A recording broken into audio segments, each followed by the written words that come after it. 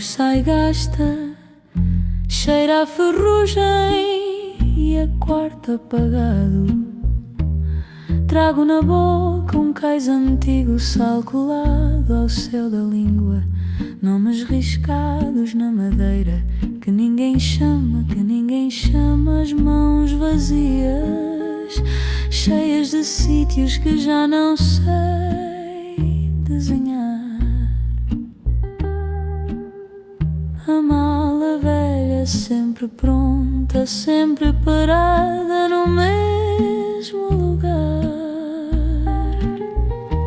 É a minha voz que emigra de mim, que chega primeiro onde eu não vou.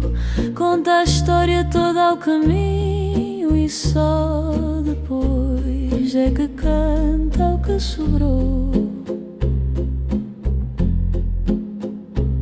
Tenho um retrato sem moldura, dobrado dentro do casaco, olhos que olham por detrás do pano grosso do cansaço. Cada passada é um regresso, mesmo quando vou partir, fico presa na soleira a ver-me ir, a ver-me ir.